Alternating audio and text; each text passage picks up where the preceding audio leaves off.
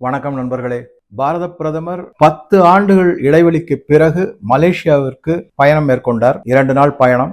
பலவிதமான உலக அளவில் வியந்து பார்க்கக்கூடிய முன்னெடுப்புகள் எல்லாமே நடந்திருக்கு. இரு நாட்டுகளுக்குமான பரஸ்பர நன்மை பயக்கும் பல முன்னெடுப்புகளை செஞ்சிருக்காங்க 2 நாடும். இத பத்தி பேசும்போது பாரத பிரதமருக்கு கொடுக்கப்பட்ட வரவேற்பு, கலாச்சார ரீதியாக பாரம்பரிய ரீதியாக கொடுக்கப்பட்ட பலவிதமான நடன நிகழ்ச்சிகள், அதுல பரதநாட்டியத்திலிருந்து தமிழ்நாட்டில் இருக்கக்கூடிய கலாச்சாரமான பண்டை நாகரிகத்தில் அடிப்படையில் இருக்கக்கூடிய நடன நிகழ்வுகள், அதே மாதிரி கதகளி, பாங்கரா என்று சொல்லக்கூடிய பஞ்சாபி டான்ஸ், இது எல்லாமே ஒரு பக்கம் மிகப்பெரிய வரவேற்பை கொடுத்திருக்கு. இதை தவிர அபிஷியல் கார்ட் ஆஃப் ஹானர் அதை கொடுத்திருக்காங்க. இதை எல்லாத்தையும் பத்திரிகைகள் துல்லியமா கணிச்சு எழுதி அப்சர்வ் பண்ணி எழுதியிருக்காங்க. அதுல அவங்க எது குறிப்பிடுறாங்க அப்படின்னா, இந்தியாவிற்கு கொடுக்கப்பட்ட மிகப்பெரிய ஒரு மரியாதையும் மதிப்பும் இந்த வரவேற்புல தெரிஞ்சது. பாரத பிரதமருக்கு மட்டும் இந்தியா நாட்டுக்கு கொடுக்கப்பட்ட வரவேற்பு, அதற்கான மரியாதை அப்படிங்கிறது தான் முக்கியமான செய்தியாக பல செய்தித்தாள்கள்ல செய்திகள் வந்துள்ளது. பத்திரிகையாளர் இதை ரொம்ப புகழ்ந்து பேசுறாங்க. இந்தியாவிற்கான மதிப்பு அப்படிங்கிறது. இதனால இரு நாட்டுக்குமான உறவு எல்லாமே இன்னும் பலப்படுத்தப்பட்டுள்ளது. உயரிய நண்பனாக இந்தியா மற்றும் மலேசியா நண்பர்களாக இருக்கிறார்கள். இதெல்லாத்தையும் சொல்லியிருக்காங்க. ஆனா இதுக்கு நடுவுல நம்ம என்ன பார்க்கிறோம்னா, இதுக்கு முன்னாடி இருந்த மலேசிய பிரதமர் மகாதீர் முகமது ஒரே ஒரு விஷயம் மட்டும் எல்லாருக்குமே தெரிஞ்சிருக்கும். அவர் பாகிஸ்தான் மற்றும் துருக்கி நாட்டோட சேர்ந்துகிட்டு இந்தியாவிற்கு எதிராக பல இன்னல்களை கொடுத்து வந்தார். கடைசியில அவர் தான் காணாம போயிட்டாரு. பாவம், பதவி விட்டு விலகிட்டாங்க. ஒரே ஒரு முன்னெடுப்பு தான் செஞ்சாரு பாரத பிரதமர். மலேசியாவிலிருந்து இறக்குமதி செய்யக்கூடிய பாம் ஆயில நிறுத்திட்டார். வேண்டாயா, நீ பாகிஸ்தானுக்கு வித்துக்கோ, டர்க்கிக்கு வித்துக்கோ, இந்தியாவிற்கு உங்க பாம் ஆயில் என்ன வேணும். மிகப்பெரிய பொருளாதார அடி விழுந்தது அதுல மலேசியாவுக்கு. அதனால அவர் பதவியிலிருந்தே தூக்கி எறியப்பட்டார். ஆனா பாரத பிரதமர் 3வது முறையாக பாரத பிரதமராக தேர்ந்தெடுக்கப்பட்டு மக்களுடைய அமோக ஆதரவோட இன்னைக்கு ஆட்சியில் இருக்காரு. பல விதமான முன்னெடுப்புகளை செஞ்சிருக்காரு. சரி, இது ஆனா இப்ப இருக்கிறவர் அன்வர் இப்ராஹிம், அவர் முன்னாடியே கூட இந்தியாவுக்கு விஜயம் வந்திருந்தார். பாரத பிரதமர் பார்த்தாரு, பிரசிடென்ட் திரௌபதி முர்மு மேடம் பார்த்தாங்க, நிறைய நிகழ்வுகள்லாம் நடந்தது. அந்த அன்வர் இப்ராஹிம் என்ன சொல்லியிருக்காரு அப்படின்னு 2 பேருடைய கூற்றையும் நீங்க கவனிக்கணும். அன்வர் இப்ராஹிம் மலேசிய பிரதமர் என்ன சொல்லியிருக்காருன்னா, மோடி எனக்கு குரு மாதிரி, பலவிதமான நடைமுறை சிக்கல்களை தீர்த்து வைப்பதற்கும் நிரவலமான பாடங்களையும் நான் அவரிடமிருந்து தான் கற்றுக்கொண்டேன் அப்படிங்கிறார். இந்த இடத்துல ஒரு சின்ன அந்த மாதிரி அவர் சொல்றதுன்னா, இந்தியாவிலிருந்து கத்துக்கிட்டேங்க, அதாவது விஸ்வகுரு அப்படிங்க. ஆனா இங்க கிண்டல் பண்ணுவாங்க, இவரெல்லாம் விஸ்வகுருவா அப்படிங்கிற மாதிரி. அது விடுங்க. ஆனா மலேசிய பிரதமர் சொல்லியிருக்காரு, அவர் அது ஒரு வார்த்தை சொல்லியிருக்காரு. அதே மாதிரி பாரத பிரதமர் என்ன சொல்லியிருக்காரு, அன்வர் இப்ராஹிம் பத்தி மிகச்சிறந்த மனிதர், இவரை ஏதோ இன்னைக்கு நேத்திக்கு தான் எனக்கு தெரியும், அவர் மலேசிய பிரதம மந்திரியா தான் எனக்கு அன்வர் இப்ராஹிம் தெரியும்ன்றது கிடையாது. அவர் பிரதம மந்திரியாக வருவதற்கு முன்பாகவே எனக்கு அவருடைய நல்ல பழக்கம் இருக்கு. அவரை நல்ல உறவோட நான் அணுகி இருக்கேன். பலவிதமான பேச்சுவார்த்தைகள் அவரோட செஞ்சிருக்கேன். இந்த 2 வார்த்தைகளிலுமே அன்வர் இப்ராஹிம் தான் சொல்லும் போதும் சரி, மோடி அவர்கள் அன்வர் இப்ராஹிமை பற்றி புகழ்ந்து பேசும் போதும் சரி, இது ஏதோ பத்திரிகைகள் செய்திகளுக்காக புகழ்ந்து பேசப்படக்கூடிய ஒரு நிகழ்வாக நம்ம எடுத்துக்கவே கூடாது. ஏன்னா அந்த இடத்துல அன்வர் இப்ராஹிம் கொஞ்சம் உணர்ச்சி வசப்பட்டு லேச கண்கள் பணித்தன அப்படின்னுவாங்களா, அந்த மாதிரி ஒரு நிகழ்வு நடந்ததை பத்திரிகையாளர்கள் ஹைலைட் பண்ணி காமிச்சிருக்காங்க. அதுல இருந்து என்ன தெரியுதுன்னா, இது ஆத்மார்த்தமான ஒரு உறவு, ஆத்மார்த்தமான ஒரு வெளிப்பாடு அப்படின்னு தான் நம்ம அதை எடுத்துக்க முடியும். சரி, இதெல்லாம் ஒரு பக்கம் இருக்கு. எதுக்காக போனாங்க, என்ன பண்ணாங்க அப்படின்னா, இந்தியா ஆரம்பத்திலிருந்தே பாரத பிரதமர் மோடி அவர்கள் 2014 சொல்லிட்டு இருக்கார், இந்தியாவினுடைய பாலிசி, அதாவது ஜியோ பாலிட்டிக்ஸ், புவிசார் அரசியல லுக் ஈஸ்ட் பாலிசி, கிழக்கு நோக்கி எல்லா விதமான நடவடிக்கைகளும் நகர்வுகளும் நடத்தப்படும் அப்படின்னு அப்பையிலிருந்தே சொல்லிட்டு இருக்காரு. அதான் டாக்ட்ரின் அப்படின்வாங்க, ஜியோ பாலிட்டிக்ஸ் டாக்ட்ரின். அதன்படி மலேசியாவோட இப்ப பல விதமான முன்னெடுப்புகள். நமக்கு ஏற்கனவே வியட்நாமோட அவங்களுடைய சவுத் சைனா சீல அவங்களுடைய ஆயில் ONGC விதேஷோட இது இருக்கு. தாய்லாண்டோட நல்ல உறவு இருக்கு. அதுக்கப்புறம் இந்தோனேஷியாவோட மிகப்பெரிய அருமையான உறவு, ஏன்னா பிரம்மோஸ்லாம் நம்ம அவங்களுக்கு கொடுத்துருக்கோம். பிலிப்பைன்ஸை பத்தி சொல்லவே வேணாம். இந்த மாதிரி பல முன்னெடுப்புகள்லாம் இப்ப இருக்கிற பாஜக அரசு முன்னெடுத்து செஞ்சிருக்காங்க. லுக் ஈஸ்ட் பாலிசியில நிறைய வளர்ச்சிகள், நன்மைகள்லாம் வந்திருக்கு. இப்ப மலேசியா, சிங்கப்பூரை பத்தி சொல்லவே வேணாம். அவர் ஏற்கனவே மோடியை சிங்கப்பூர் அதிபர்லாம் பயங்கரமா பாராட்டி பேசியிருக்காங்க. இந்த தரம் 10 வருட இடைவெளி எதனால வந்தது அப்படின்னா, ஆக்சுவலா என்ன ஆயிருக்குன்னா, போன வருடம் ஆசியான் ASEAN அந்த ஆசியான் மாநாட்டுக்கு மோடி போவதாகத்தான் இருந்தது. அதுக்கு நடுவுல வந்து அதை கெடுத்து குட்டிச்சவர் போனது வந்து இந்த ட்ரம்ப், டொனால்டு ட்ரம்ப் அமெரிக்க அதிபர் தான். என்ன காரணம்னு பாத்தீங்கன்னா, திடீர்னு என்ன ஆயிடுச்சுன்னா, அவங்களுக்கு நான் பல வீடியோல சொன்ன மாதிரி ஏதாவது 2 நாடோட சண்டையை கிளப்பி விட்டு தங்களுடைய ஆயுதங்களை விற்கணும். அந்த ஹோதால என்ன பண்ணிட்டாங்கன்னா, தாய்லாந்துக்கும் கம்போடியாவுக்கும் அந்த டயத்துல சண்டை நடந்தது. ஒரு மிகப்பெரிய போர்ல ஒரு சாதாரண போர் ஆரம்பிச்சாங்க. அதுக்கப்புறம் கம்போடியாவுக்கு வந்து அமெரிக்க ராணுவ தளவாடங்கள், தாய்லாந்துக்கு சைனால இருந்து வந்தது. இந்த மாதிரி பல இதெல்லாம் இருக்கு. அதை வந்து தானே தடுத்து நிறுத்திட்டேன். அந்த மாதிரி நான் போரை நிறுத்திட்டேன், கம்போடியா தாய்லாந்து போரை நிறுத்திட்டேன், ஆப்பிரிக்கால நிறுத்திட்டேன், ஈரான்ல போரை நிறுத்திட்டேன், காசால நிறுத்திட்டேன்னு பெருமை பேசி பேசி இந்தியா பாகிஸ்தானையும் விடல, எல்லாத்தையும் சொல்லி இந்த மாதிரி ஒரு மெகாலோமேனியாக், அந்த மாதிரி ஒரு தற்பெருமைக்காக லோலோன்னு அலைகிறான்னு சொல்லுவாங்கல்ல, அந்த மாதிரி இருக்கக்கூடிய ட்ரம்ப் அங்க வந்ததுனால பாரத பிரதமர் மோடி அங்க போவதை தடுத்துட்டார். ஏன்னா அங்க போன உடனே இவர் என்ன பண்ணுவாருன்னு, இவர் குதியோன்னு குதிப்பாரு, அவர் கையை பிடிப்பாரு, அவர் கட்டி பிடிப்பாரு, என்னாலதான் எனக்கு நீ நோபல் பரிசு வாங்கி கொடுத்துருன்னு கண்ணாப்படன்னு பேச ஆரம்பிச்சிடாரு. அதனால இதெல்லாம் வேணாம், இந்த எம்ப்ராசிங் சிச்சுவேஷன் வேணாம்னு சொல்லிட்டு மோடி ஒதுக்கிட்டாரு. அதனாலதான் 10 ஆண்டு இடைவெளிக்கு அப்புறமா இப்ப போயிருக்கிறதா. சரி, இது ஒரு பக்கம் இருக்கட்டும். என்னென்ன முன்னெடுப்புகள்லாம் செய்யப்பட்டுள்ளன? குறிப்பா ஒரு 11 முக்கியமான ஏரியால MOU சைன் பண்ணியிருக்காங்க, புரிந்துணர்வு ஒப்பந்தங்கள்லாம். அதுல குறிப்பா 2-3 அதுல ஒரு சிலதை மட்டும் படிக்கிறேன். அந்த ஃபுல்லா அது அப்படியே உங்களுக்கு ஸ்கிரீன்ல காமிச்சுன்னா உங்களுக்கு. முதல்ல வந்து audio visual co production agreement, அதுக்கப்புறம் disaster management cooperation, anti corruption cooperation MOU sign பண்ணிருக்காங்க, UN பீஸ் கீப்பிங் கோஆபரேஷன், இந்த மாதிரி semiconductor collaboration framework, international big cats, அதாவது புலி அந்த மாதிரி அதை பத்தின ஒரு ஃப்ரேம் ஒர்க் கொலாபரேஷனுக்கு, அது அலையன்ஸ் அண்ட் கோஆபரேஷன் இருக்கு. அதுக்கப்புறம் சோசியல் செக்யூரிட்டி அக்ரிமெண்ட், இந்த மாதிரி பல அக்ரிமெண்ட்டுகள் போடப்பட்டுள்ளன, MOUக்கள் சைன் பண்ணப்பட்டுள்ளன. இதுல எல்லாம் வந்து சாதாரண இது எல்லாத்தையும் விட இதை நம்ம எப்படி பார்க்கலாம் அப்படின்னா, முக்கியமா 3-4 பாயிண்ட் மட்டும் ஹைலைட் பண்ணி சொல்லிடுறேன். ஒன்று வந்து இந்தியாவினுடைய UPI யூனிஃபைடு பேமெண்ட் இன்டர்ஃபேஸ், அந்த UPI, இந்த பீம், இந்த மாதிரி ஆன்லைன் பேமெண்ட் கொடுக்குறோம்ல, அது இப்போ மலேசியாவில் வரப்போகுது. கிட்டத்தட்ட இது 7வது கண்ட்ரி 8வது கண்ட்ரி, சரியா ஞாபகம் இல்லை, கொஞ்சம் இது பண்ணிங்க. இதே மாதிரி தான் போன ஒரு வீடியோவில் முன்னாள் முதலமைச்சர் ஜெயலலிதாவை பற்றி நான் 1984 அப்படின்னு சொல்லியிருந்தேன். தவறு, அது 1989 தான் கரெக்டு. அது கொஞ்சம் ஞாபகம் மறதியில் சொல்லிட்டேன். ஸோ 1989 நடந்த நிகழ்வு தான் அது, தமிழ்நாடு சட்டமன்ற பேரவையில் நடந்தது. சரி, இப்போ இந்த விஷயத்துக்கு வருவாங்க. ஸோ அந்த UPI வந்து இப்போ மலேசியாவில் வரப்போகுது, அதுக்கான ஒப்பந்தங்கள்லாம் போடப்பட்டாச்சு. அப்போனா என்ன ஆகும் அப்படின்னா, இந்தியா மற்றும் மலேசியாவுக்கு நடுவில் இருக்கக்கூடிய வர்த்தகங்களுடைய, அதாவது பேமெண்ட் அப்படிங்கிறது இல்லையா, அதெல்லாம் இன்னுமே தங்கு தடையின்றி UPI மூலமாகவே நடக்கும். என்ன இதில் முக்கியமான அட்வான்டேஜ் அப்படின்னு பார்த்தீங்கன்னா, உங்களுக்கு இந்த ஸ்விஃப்ட் ஒதுக்கப்படும். அமெரிக்காவின் கையில் ஒரு தாதா மாதிரி வச்சுக்கிட்டு இருக்காங்க இல்லையா, அந்த ஸ்விஃப்ட் மூலமாக நடக்கக்கூடிய பண பரிவர்த்தனை இனிமே UPI மூலமாக நடக்குது, அது ஒதுக்கப்படும். அதோட இல்லாமல் காலப்போக்கில் என்ன ஆகும்னா, இந்தியா மற்றும் மலேசியா ரிங்கட், இங்கே ரூபி, அதனுடைய வர்த்தகம் அதிகமாகும், டாலர் தவிர்க்கப்படும். மிக முக்கியமான செய்தி, UPI மூலமாக சடுதியில் பண பரிமாற்றம் நடந்துடும். ஸ்விஃப்ட்லாம் நான் போனதமே சொல்லியிருக்கேன், 3 நாள் 4 நாள் ஆகும் பணப்பரிமாற்றம் நடத்துவதற்கு. ஸோ இது ஒரு முக்கியமான செய்தி. இதுக்கு அடுத்ததாக 2-3 முக்கியமானது என்னன்னா, செமிகண்டக்டரை பற்றி சொல்லியிருக்காங்க. அது டிஜிட்டல் எக்கானமி, அதுக்கப்புறம் ட்ரேட் அண்ட் இன்வெஸ்ட்மெண்ட், அதை வந்து செமிகண்டக்டர் ஏரியாவில் மிகப்பெரிய அளவில் கொண்டு போகிறாங்க. அதுக்கப்புறம் வந்து டிஃபென்ஸ் செக்யூரிட்டி கோஆபரேஷனை பற்றி பல முன்னெடுப்புகளை செய்ய போகிறாங்க 2 நாட்டுக்கு நடுவே. இதை விட மிக மிக முக்கியமானது என்னன்னா, கவுண்டர் டெரரிசம், அதில் பற்றி இன்டெலிஜென்ஸ் ஷேரிங். இங்கே இருக்கிற உளவுத்துறை, மலேசியாவில் இருக்கிற உளவுத்துறை, அவங்களுக்குள்ள இருக்கக்கூடிய பரஸ்பரமான செய்தி பரிமாற்றங்கள், முக்கியமான சீக்ரெட் செய்திகள்லாம் பரிமாறுவாங்க. அதை பற்றின ஒப்பந்தம் போடப்பட்டுள்ளது. இதில் மிக மிக குறிப்பாக எதை பற்றி சொல்லியிருக்காங்கன்னா, மேரிடைம் செக்யூரிட்டி. இதை பற்றி நான் விளக்கமாக கடைசியில் சொல்கிறேன். ரொம்ப ரொம்ப முக்கியமான பாயிண்ட் இதுதான். பட் எதுலேயுமே வரலை, நானா கொஞ்சம் கொஞ்சமாக அதை புரிஞ்சு தெரிஞ்சுக்கிட்டதுனால ஏற்பட்ட ஒரு என்னுடைய புரிதலை அவங்க கூட ஷேர் பண்ணாது, கடைசியில் வச்சுக்கலாம்.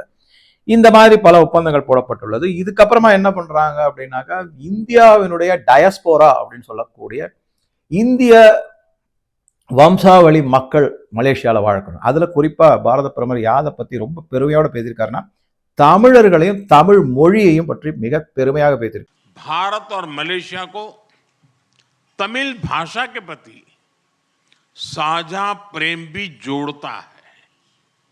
मलेशिया में तमिल की मजबूत और जीवंत उपस्थिति शिक्षा, मीडिया और सांस्कृतिक जीवन में दिखाई देती है।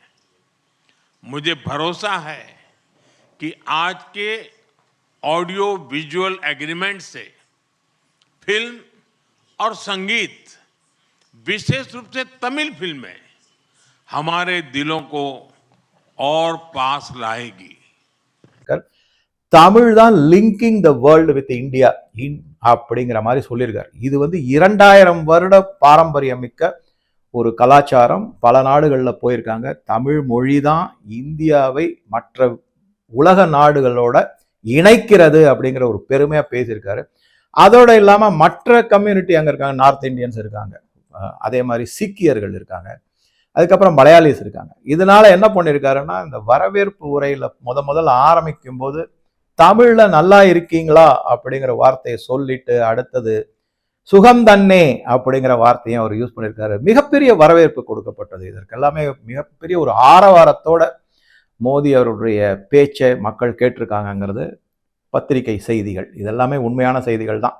பத்திரிகை எதுவும், ஏன்னா மோடி அப்படிங்கிறதுனால இதுக்கு எதிராக எழுதக்கூடிய பத்திரிகைகளை இன்னைக்கு பாராட்டி எழுத ஆரம்பிச்சிட்டாங்க. அதனால தான் நான் எப்பவுமே சொல்றது, பாசிட்டிவா அரசியல் செஞ்சா ஒரு காலகட்டத்தில் தன்னாலேயே யாரெல்லாம் தூற்றினார்களோ அவர்களே போற்ற ஆரம்பிச்சிடுவாங்க. அட்லீஸ்ட் தூற்றுவதை நிறுத்திடுவாங்க. அதுவே ஒரு பாசிட்டிவ் சைன் அப்படிங்கிற மாதிரி தான் நம்ம எடுத்துக்கணும். ஸோ இது மாதிரி பல இதுகள்லாம் நடந்தது. இதுல குறிப்பா என்ன சொல்லியிருக்காரு மோடி, முக்கியமான ஒரு அறிவிப்பு, இந்திய வம்சாவளியினருக்காக கொடுக்கப்பட்ட அறிவிப்பு. அது என்ன அப்படின்னு பாத்தீங்கன்னா, 6 தலைமுறைகளுக்கு முன்னால இருந்தே இங்க நீங்க வாழ்ந்து இருந்தாலும் மலேசிய வாழ் இந்திய வம்சாவளியினருக்கு person of Indian origin, POI, அந்த அடையாள கார்டு அட்டை கொடுக்கப்படும். அதனால அவங்க என்னன்னா ஈஸியா இந்தியாவுக்கு வந்துட்டு போகலாம். தங்களுடைய கலாச்சாரம், தங்களுடைய பண்பாடு, தங்களுடைய மூதாதையர்களுடைய ரூட் அப்படின்னு சொல்லக்கூடியதை அவங்க அனுபவிக்கலாம், அனுபவபூர்வமா உணரலாம், அந்த மகிழ்ச்சி வெள்ளத்தில் திளைக்கலாம் அப்படிங்கிற ஒரு முன்னெடுப்புல POI கார்டை எல்லா இந்திய வம்சாவளியினருக்கும் கொடுக்கப்படும். இந்தியர்கள் மிக்ஸ் ஆகி பலவிதமான கலாச்சாரம் இதெல்லாம் இருந்தாலும் தங்களுடைய தனிப்பட்ட கலாச்சாரத்தை விட்டு கொடுக்கவே இல்லை. அதுவும் குறிப்பா அவர் எதை பத்தி சொல்றாரு மோடி அங்க பேசினார்னா, தமிழர்களுடைய கலாச்சாரம், இந்த காவடி எடுக்கிறது, முருகனுக்கு அரோகரா, இந்த மாதிரி பல விதமான இதை இந்து மதம் சார்ந்த கலாச்சார முன்னெடுப்புகளை இன்றும் விட்டுவிடாமல் தொடர்ச்சியாக செய்கிறார்கள் இந்தியர்கள் அப்படிங்கிறத. அதுக்கு மலேசிய அரசு, இத்தனைக்கும் மலேசியா ஒரு இஸ்லாமிய நாடு, இஸ்லாமியர் பெரும்பான்மை நாடு, இஸ்லாமிய நாடு, அவங்க எந்த அளவுக்கு இந்த இந்து மத உணர்வுகளுக்கும் மத பண்டிகைகளுக்கும் விழாக்களுக்கும் ஒரு ஒற்றுமையாக ஒரு கோஆபரேஷனோட இருக்காங்க அப்படிங்கிறத பத்தி ரொம்ப பெருமையா, அதுல குறிப்பா என்ன சொல்றாருன்னா, இந்தியர்கள் அதை விட்டு விடாமல் அந்த கலாச்சாரத்தை முன்னெடுத்து செய்கிறார்கள். ஒரு மிகப்பெரிய அதிசயம், பாராட்டுக்குரியது அப்படிங்கிற மாதிரி திரு மோடி அவர்கள் சொல்லியிருக்காங்க. சரி, இதை தவிர தமிழ் மொழியை பத்தி அவர் நிறைய விஷயத்துல சொல்லியிருக்காரு. அவர் எப்ப, நான் போன வீடியோல கூட சொல்லியிருக்கேன், அவர் எப்ப வெளிநாட்டுக்கு எந்த கருத்தரங்கத்துக்கு போனாலும் எல்லா இடத்துலையுமே தமிழினுடைய தொன்மை, அதனுடைய பெருமை எல்லாத்த பற்றியும் மிக விரிவாக சொல்லியிருக்காரு. அதுவும் குறிப்பா திருக்குறளையும் திருவள்ளுவரையும் மிக அளவுல போற்றி புகழ்ந்திருக்காரு. அதற்கு தோதா இப்ப மலேசியால திருவள்ளுவர் சென்டர் அப்படின்னு ஒண்ணு ஆரம்பிக்க போறாங்க. ஸோ நீங்க பாருங்க, உள்நாட்டுக்குள்ளே திருவள்ளுவரை கண்டபடி கேவலமா பேசிய ஒரு தலைவரை ஒரு மனிதரை தலைவரா எடுத்து கொண்டாடக்கூடிய தமிழ்நாடு. ஆனா பிரதமர் மோடியை பத்தி எப்ப வேணாலும் என்ன சொல்லுவாங்க, இவர் தமிழ்நாட்டுக்கு ஒண்ணுமே செய்யல, தமிழ் மொழிக்கு ஒண்ணும் செய்யல, வேஷம் போடுறாரு, தமிழ் சும்மா பாராட்டுறதுக்கு, தமிழ் ஓட்டுக்காக செய்யறாருன்னு. அட ஓட்டுக்காக செஞ்சுட்டு போறாரே, நீங்க யார இது பண்ணுங்க. தமிழ் மொழிய காட்டுமிராண்டி பாஷைன்னு சொன்னதையும் திருக்குறளை மலம்னு சொன்ன, தங்கத்தட்டில் வைக்கப்பட்ட மலம், இந்த மாதிரி பேசுறவரை பாராட்டி புகழ்ந்து பேசிக்கிட்டு இருக்கீங்களே, அதுக்கு இது எவ்வளவு கான்ட்ராஸ்டா இருக்கு பாருங்க. அவருக்கு தாய்மொழி தமிழ் கிடையாது, ஆனா முனைப்புல எடுத்து செய்யறார். ஸோ எல்லா இடத்துலையும் சொல்லியிருக்காரு. ஏதாவது இது என்னன்னா ஓட்டுக்காக செய்யக்கூடிய அரசியல் அப்படின்னா கூட அந்த மாதிரி முன்னெடுப்புகள் பேச்சுக்கள்னா கூட ஏதோ ஒரு தடவை சொல்லலாம், 2 தடவை சொல்லலாம், அதுக்கப்புறம் மறந்து போயிடலாம். அப்படி கிடையாது, ஒவ்வொரு இடத்துலையும் சொல்றாரு. நான் தான் போன ஒரு வீடியோல சொல்லியிருக்கேன், உத்தரப்பிரதேசில் தமிழ் மொழி கற்றுக் கொடுக்கப்படுகிறது அப்படிங்கிறாங்க. 4000 திவ்ய பிரபந்தம்லாம் சொல்லிக் கொடுங்க அப்படிங்கிறாங்க. கம்பல்சரியாக பாடுபடுறாங்க அந்த மாதிரி. ஸோ இதெல்லாம் ஒரு பக்கம். அந்த தமிழ் திருவள்ளுவர் சென்டர் ஒன்று ஆரம்பிக்க போறாரு. அதற்கான எல்லா நிதி உதவியும் இந்தியா செய்யும். அதுதான் மிக மிக முக்கியமானது.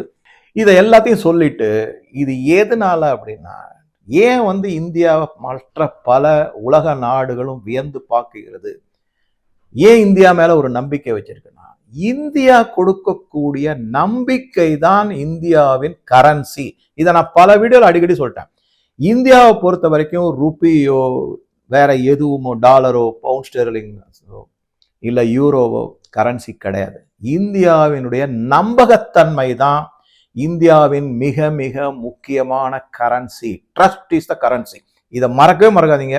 இன்னொரு 25 வருஷம் இல்ல 50 வருஷம் ஆனாலும் சரி, இதுதான் trust is the currency of India. எதனால அப்படின்னா, மற்ற நாடுகள் எல்லாத்துலயுமே நீங்க பாத்தீங்கன்னா, குறிப்பா அமெரிக்காவை எடுத்துட்டு வச்சுங்க, டாலருக்கு தான் உலகளாவில கரன்சி, உலகத்தை ஆட்டி படைக்கக்கூடிய கரன்சி.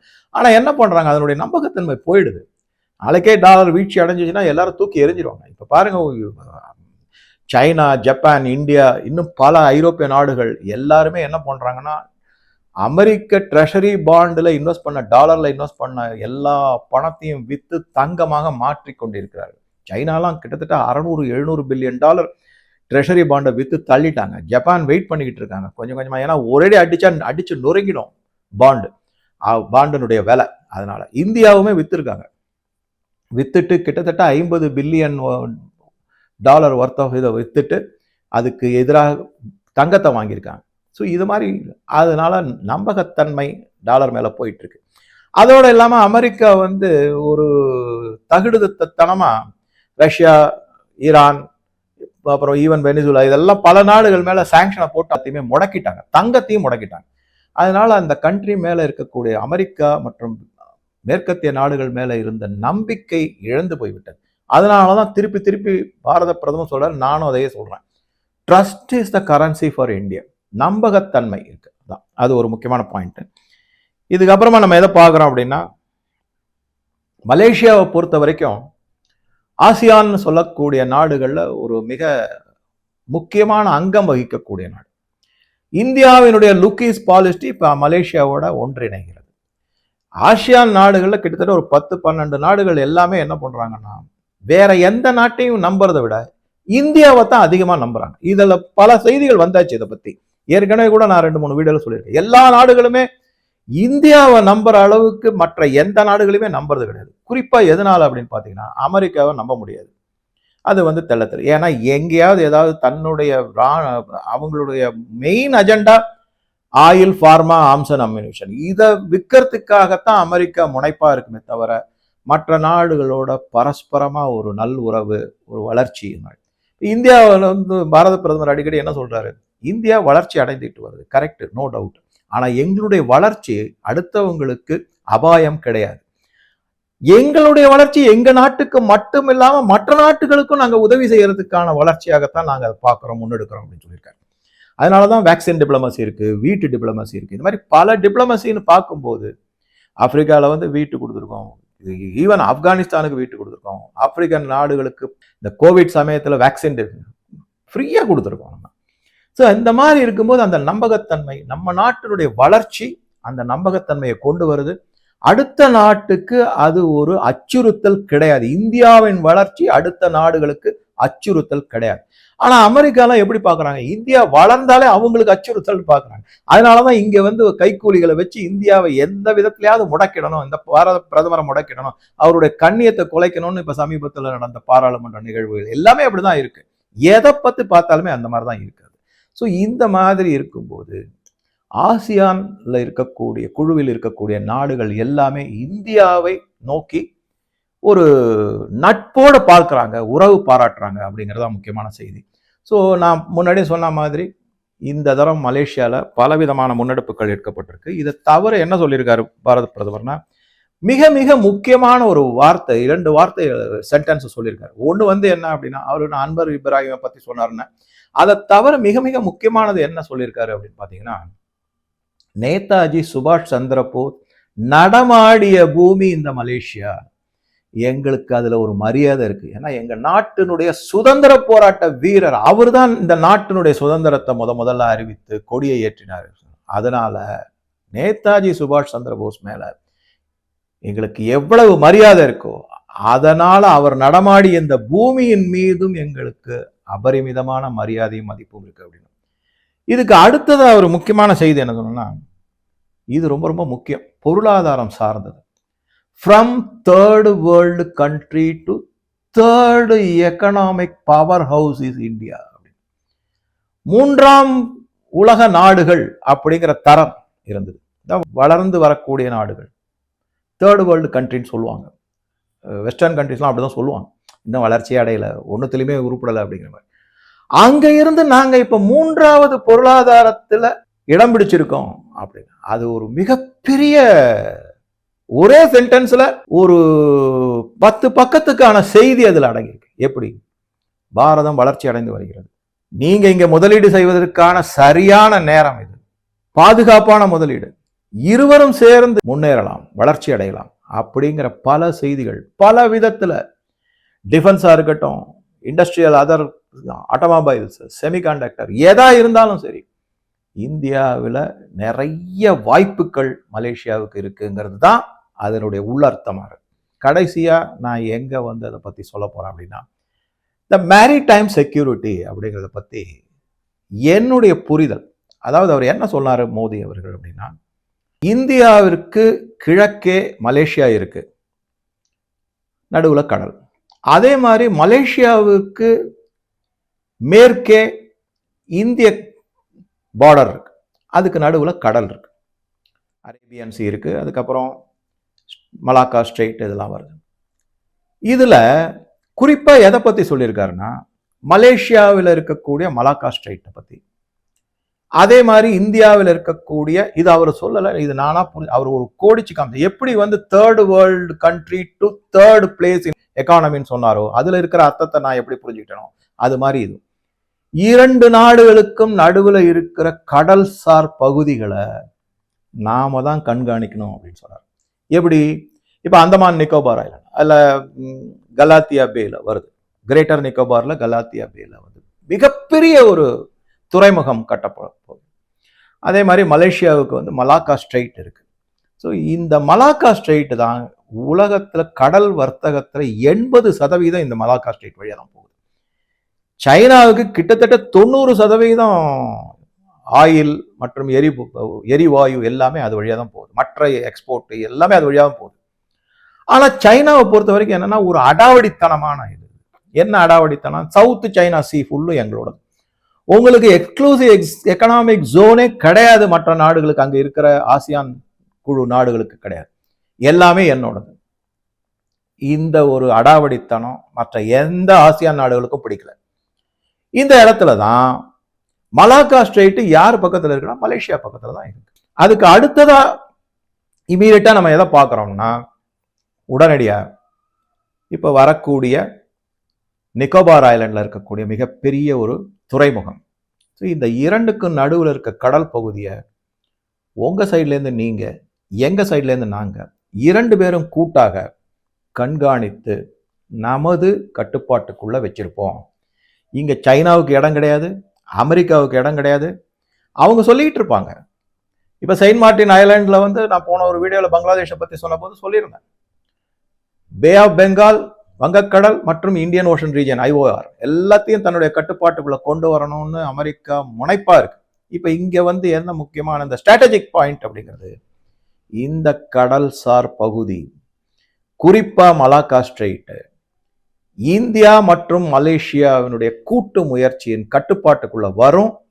வேற யாரையும் அங்க ஆதிக்கம் செலுத்துவதற்கு அனுமதிக்க மாட்டோம் அப்படிங்கிற உள்ளார்ந்த செய்தி தான் இது முக்கியமானது. இது வந்து சைனாவுக்கு விடுக்கப்பட்டுள்ள ஒரு எச்சரிக்கை, வாலாட்டாத நறுக்கிடுவோம் ஒட்ட அப்படிங்கிற மாதிரி.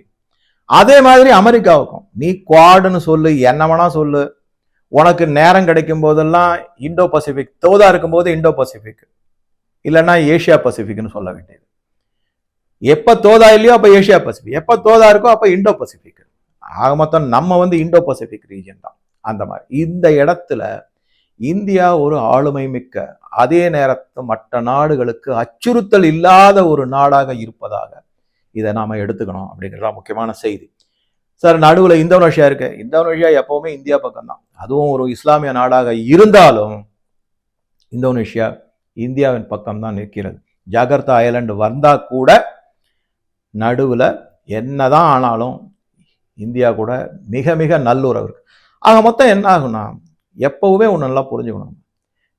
இது இது இது வந்து என்ன முக்கியமான பாயிண்ட்னா, கடல்சார் வர்த்தகம் மிக மிக முக்கியம், அவசியம். அதை தவிர்க்கவே முடியாது. அது போச்சுன்னா பொருளாதாரம் மிகப்பெரிய வீழ்ச்சி அடையும், அடி வாங்கும். அதை வந்து உறுதி செய்யிருக்காரு இந்த வார்த்தையை சொல்லி. நமக்குள்ள இருக்கிற கடல் பகுதிகளை நம்மளோடது, நம்ம 2 பேரும் சேர்ந்து அப்படிங்கிற மாதிரி சொல்லியிருக்காரு. சைனாவுக்கு செக் வச்சாச்சு, அமெரிக்காவுக்கு செக் வச்சாச்சு.